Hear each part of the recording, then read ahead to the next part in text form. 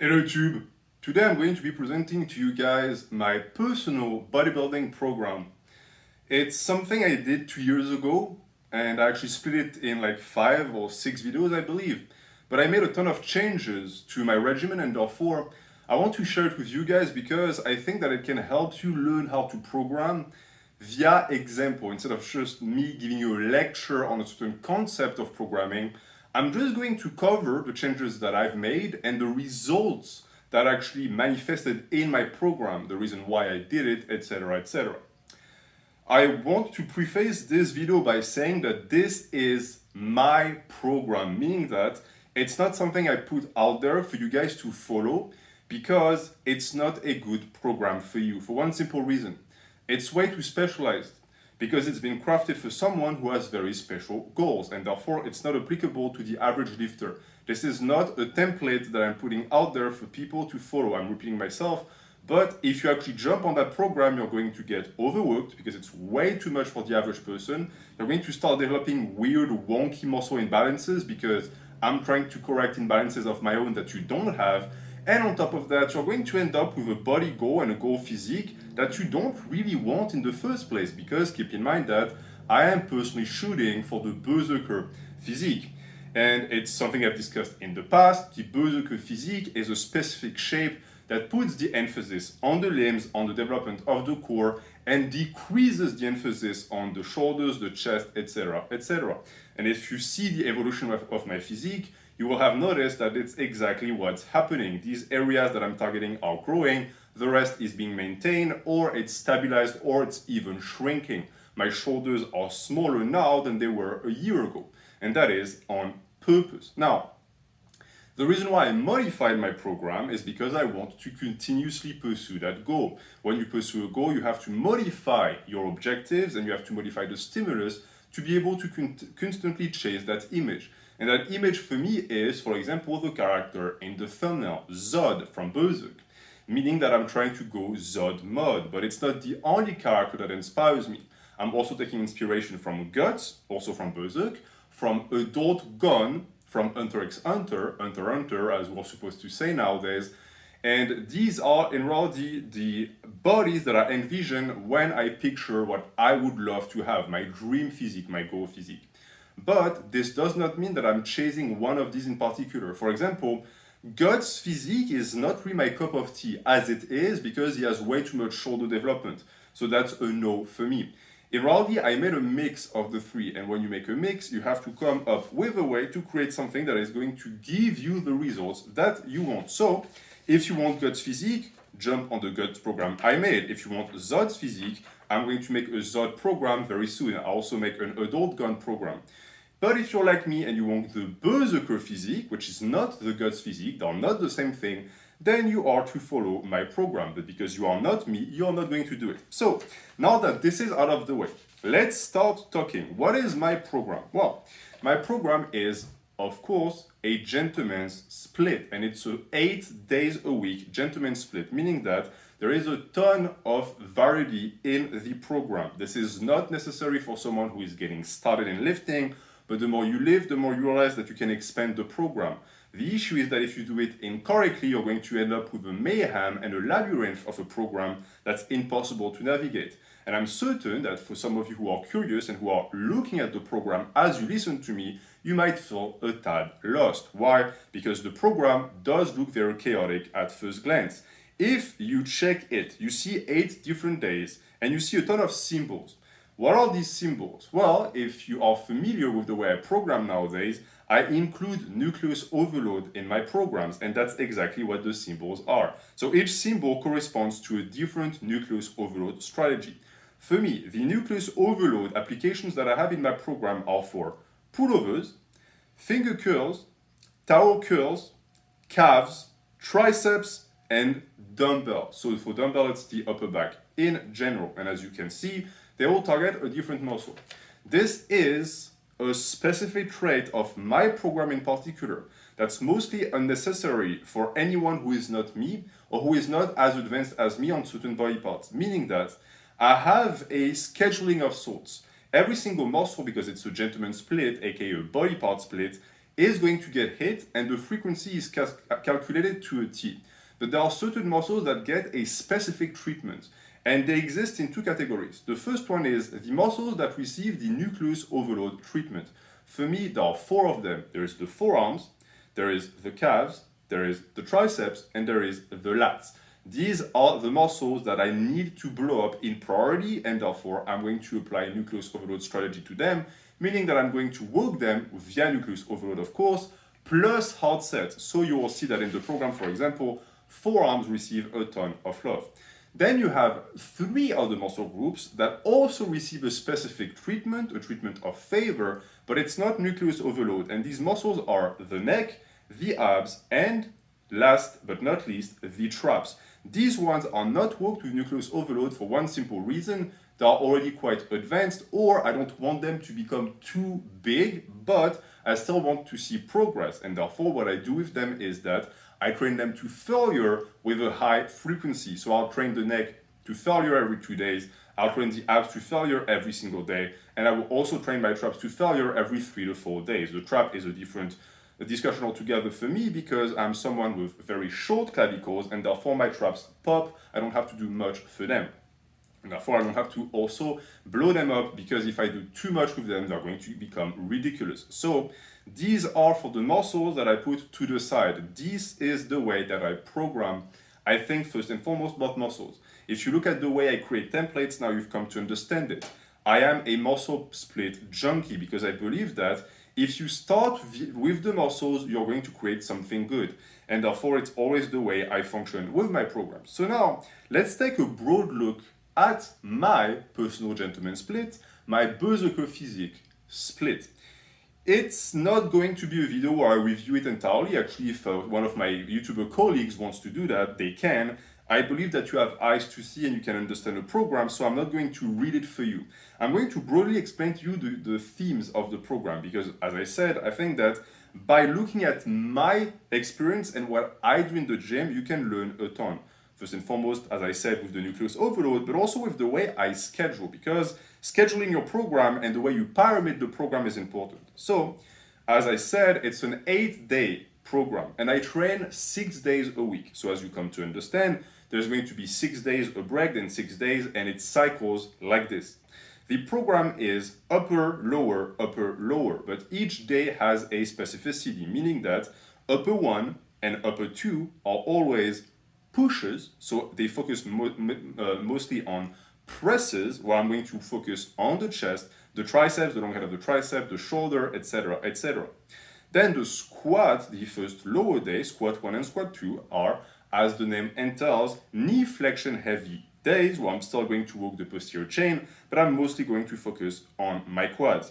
Then the secondary upper days that are called arm days, arm day 1, arm day 2, are also, as the name entails, arm days, because Berserker physique, you want massive tree trunk for arms, and therefore a good chunk of the program needs to be dedicated to that. So in this case, if you look at 4 days, it's 25% times 2, 50% of the program is arm days.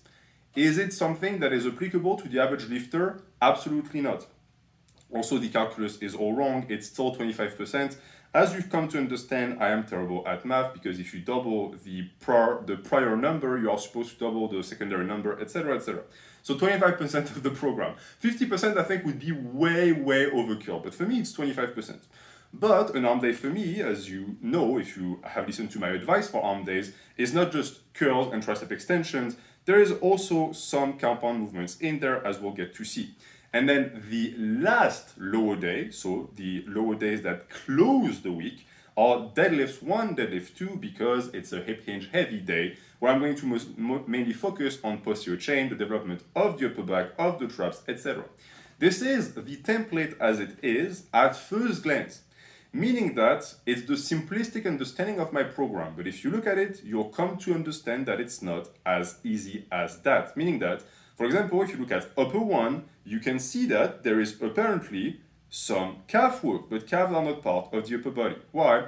Because fuck the rules, that's why. These rigid splits are for the most part idiotic. Yes, it's important to have restrictions, but why wouldn't you work your calves on an upper day? The answer is, why not? So I do it. Likewise, on squat 1, you will see something like tower grip. So it's a grip exercise, but the forearm is not a lower body muscle. And why am I doing that? Well, because I want to work my forearms more. There was space there and it made sense, so that's where it went. My understanding of programming is absolute freedom, and this program is the proof of it. I've gotten to a point where I'm so free that I cannot go wrong.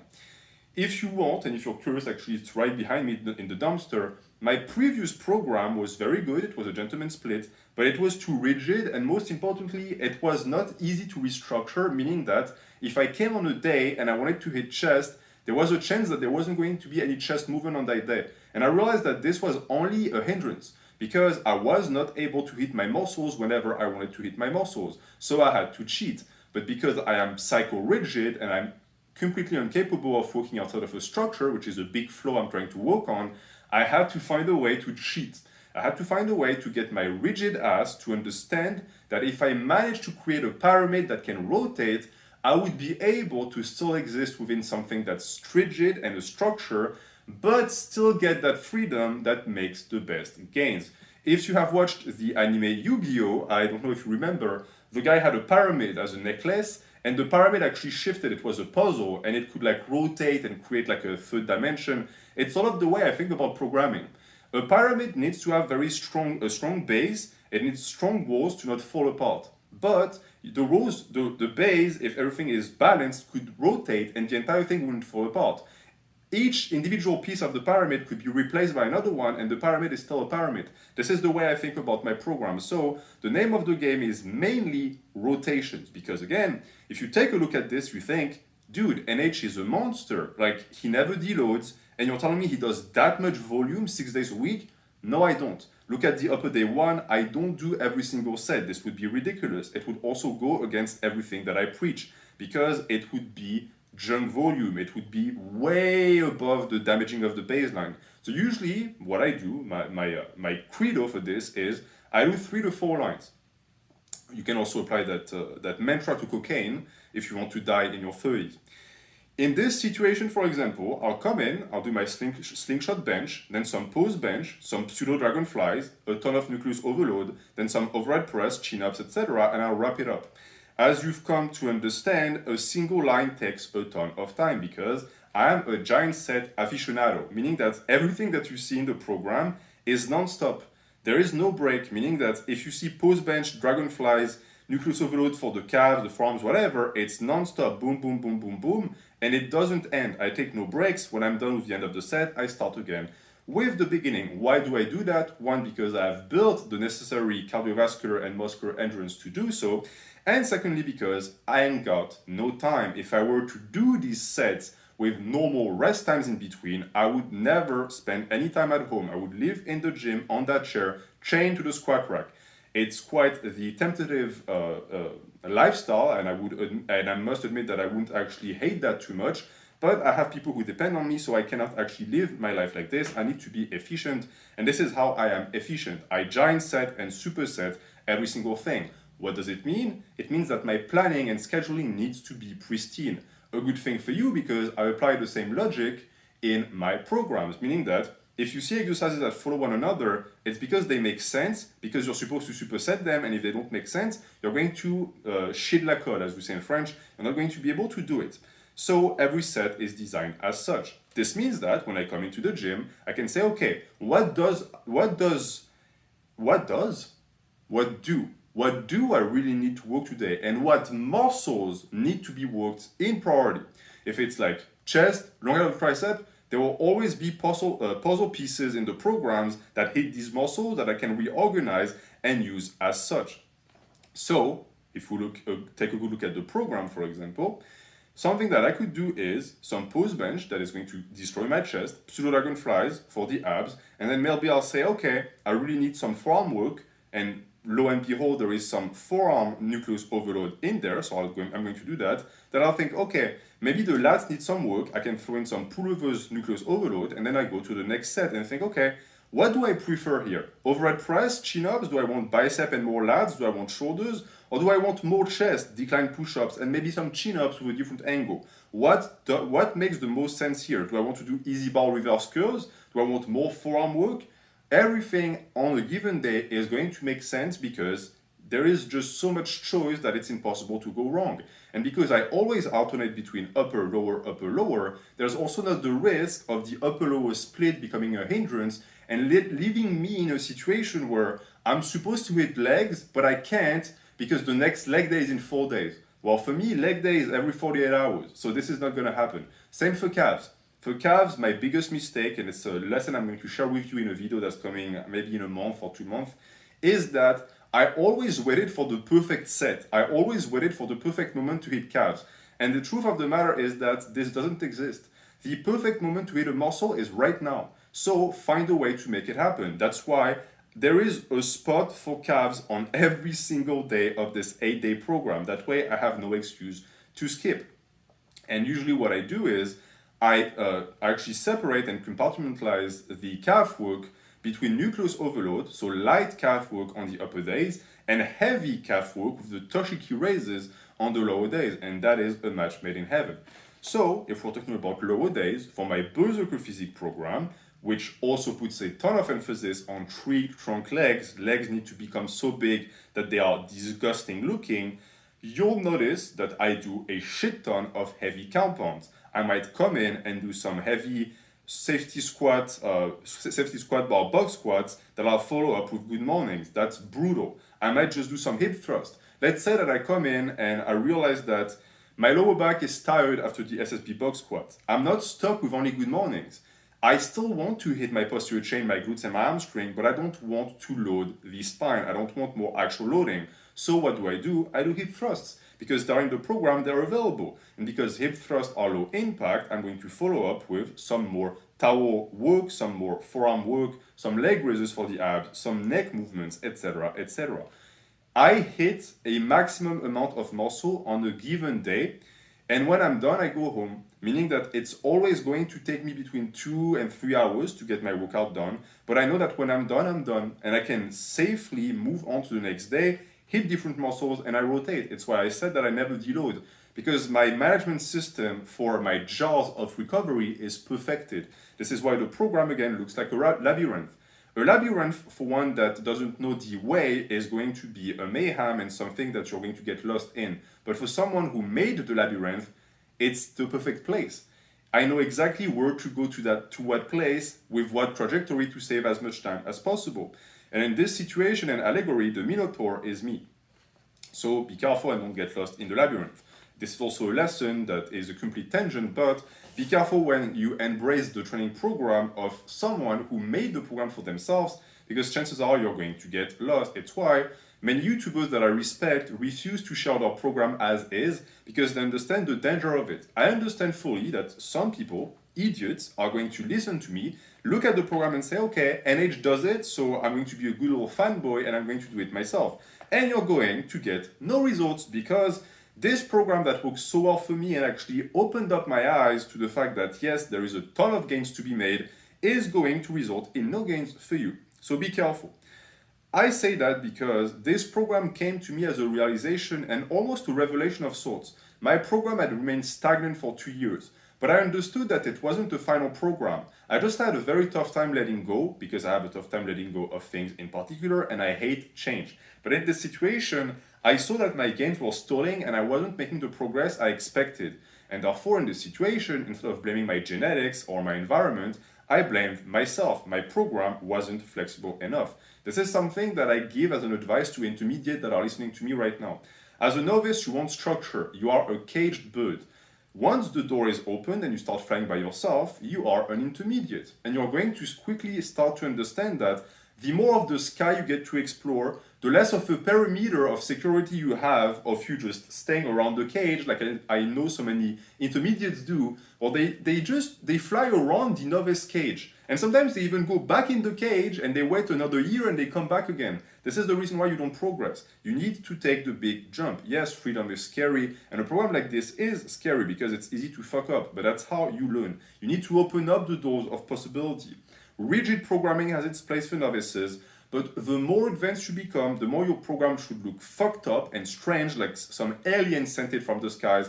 On top of that, you should be the only one able to understand it, And it should be something that on a day-to-day basis should be able to change entirely, because that's what allows you to make the best gains. So what else can I say about my program? There's not much else to say. If we take a look at the way I program arm days, as you know, I'm an arm junkie. I want massive arms because the Berserker physique requires them. You'll get to see that it is a ton of curls, of course. There's always a chance to do more curls. There's a ton of triceps, but I also insist on forearm development. The one thing that is missing from my program for the most part is shoulders. Why? I don't care about shoulder development, so it's not there. But if you're the type who wants like a guts physique, you better do a ton of shoulders, and therefore your arm day should include more shoulder work. For me, it's minimal. Something I realized as of late as well is that I sort of caught up with like all of this development here, meaning that I used to have a very big imbalance between the bicep and the portion of the long head of the tricep here, and this is finally starting to catch up. So for me, what I want now is to get this guy to be even bigger. So in a sense, to recreate the imbalance. It's sort of the strangeness of my goal physique. It's supposed to be imbalanced, but if I do it too much, it's going to look weird. So I constantly fluctuate between trying to catch up and make up for the imbalance, and then creating the imbalance again. So now I'm going to start entering the stage of imbalance again and focusing on the bicep. And the good thing is that there is a chance for me to do that because there is a ton of bicep work in my program. If you check it out, every single upper day has bicep movements, save for one, and even that one is not true because there is supinated rows. Again, we're not going through every single day, every single lift, because it would take 5 hours. Maybe you guys would actually enjoy that. I think it's overkill, especially because this is not a program review. It's in a sense a way for me to teach you through my own experience. So, for the arm day again, as you see, rings. I do 2 days of rings in like 8 days because I think rings are really good, they're very versatile and they're fun. The only thing is that if you only did rings for arms, you would be an idiot. So for me, it's a supplement, but a very, very important supplement. And then you'll notice stuff like some overhead press, if I do fancy working on my shoulders every 15 days, some towel curls, some dumbbell flies. Also, the chest is almost non-existent. I mostly work chest on upper days. So upper 1 and upper 2 are the main chest days because, as you see, my chest is well developed. I don't need it to be more developed, sort of just like the shoulders, which is good because this means that the tonnage I'm not putting in the chest, I'm then transferring and injecting, quote unquote, into my arms, especially my forearms. My big focus right now is forearms. I'm obsessed with it. The pullover stage, I managed to develop my lats to a great extent, so I'm very happy with that with the pullovers. So I'm slowing down a bit. The calves, I'm still full throttle. The triceps also. The upper back, I want to put more emphasis in, and this is also reflected in the program because the upper back is being hit all the time. I have the possibility and opportunity to damage and just shatter and whip the upper back every time, and it's something that I'm not shy about doing because I think that it's absolutely necessary. The long head of the tricep is also everywhere. It's there, meaning that I could do it if I wanted. As I said, I'm slowing down on it. So that's mainly for my upper day. That is in reality an arm day, as you can see with the two. Actually, I never opened this one. The arm days are quite complex. If you want to see what an advanced, quote-unquote, arm day for someone who has big arms looks like, this is going to look like this. Again, I repeat myself, I don't do the full days. I do 2 to 3 lines of the days and they rotate, meaning that I get to choose what I'm going to do. And even the exercises within the days are not mandatory, meaning that for arm days 2, I'm supposed to do dumbbell curls, Meadows raises, French press, dumbbell rows, dips, and also calves nucleus overload. But let's say my calves are destroyed, I can just skip it. Although, and it's something that you guys who do nucleus overload are going to start to realize the more you do it, nucleus overload rarely takes away from your ability to recover, it actually does the opposite. So I encourage you to try to do it, even if you do a minimal amount of it, it's still worth doing because it's still tonnage. But if I don't want to do French presses for that day, I don't have to do it. Again, it's a mechanism I had to put in place because I used to be the guy that if the set said like six reps of all of these exercises, I did all of the exercises. Then I realized, hey, I'm the one who wrote that program. Why am I being treated like a slave by my program? I'm the master. This is stupid. So now I can take away exercises if I want. This is an exercise in flexibility in a sense, something I also encourage you to do because between the very rigid oak tree and the bamboo, as we say in French, the bamboo, as you guys say in English, it's better to be a bamboo because the bamboo doesn't break. The bamboo just is going to go with the flow. It's going to be very flexible, and therefore is also going to be able to grow bigger and bigger. I think I'm inspired to say that because yesterday a tree fell on the path where I was biking and I almost died. I would have preferred if it were a bamboo because it wouldn't have fallen. Now, if I again just take a broad look at this secondary piece of programming, which is my last 4 days of the program with a total of 8, I can see and share with you that it's mostly the same thing. Each day is a mirror of one another. That's very important too if you do mirror days. What is a mirror day? A mirror day is a mirror day, a day that is going to replicate another day in the program in terms of muscle worked, but not in terms of lifts. So if you have squat 1, squat 2, let's say your big emphasis is knee flexion, quads, developing the quads, maybe some traps.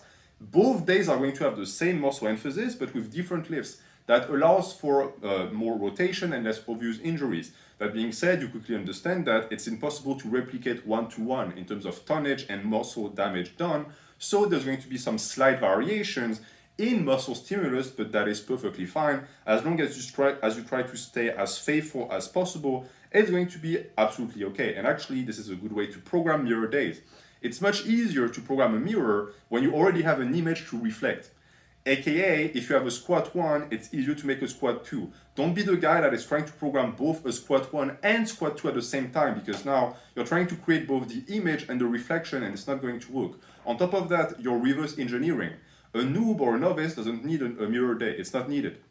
So what you'll do is you'll start as a novice or an intermediate with your main day, and then you'll create the reflection when needed. Why does someone like me need a reflection? Why? One, because I work and train all the time, and if I only had 4 days in my program, I would get bored of it.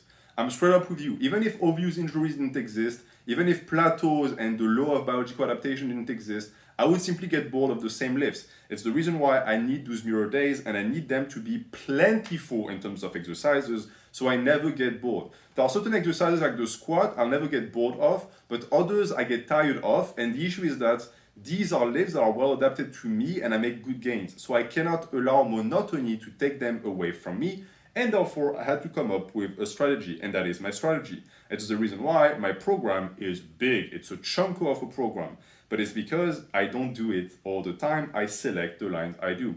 And actually, it's a very important lesson also for those of you who follow my programs. Just because I program a certain way and I tell you do this and this and that, does not mean that you have to do it as well, okay? You can cut things you don't like. You can take away volume if it's too much. You are the captain of your own ship. At the end of the day, I'm not the one who is going to sink if something goes wrong. It's going to be you. So if there's one message I want you to take to heart, it's this. Now, for the rest of the video and the program, there's not much I have to say to you. If you want to, again, take a good look at what I'm talking about and what I'm working with, my full program as is in the description, along with other programs I made for you guys and the video where I explain to you why you need a goal physique, because keep in mind that all of this wealth of knowledge came from a dream. It came from the desire of a young skinny man to become buff, big, someone who looked at fictional characters and created his desired physique based off of these goal physiques that he grew up watching. This is something I've always encouraged you to do, and I still do, because this is how you create the best program. Understand that the best program is the one you made and the one that is aligned with your goals. If these two things are met, you are going to look fucking tremendous. So I'm going to end the video on that. If you have any questions about my program, you can ask them in the comments and I'll try to answer them as soon as possible. And if you are patient, you can ask them under the Hypertrophy Q&A, and we'll get to that as soon as we get to that. Thank you for watching. Have a good night.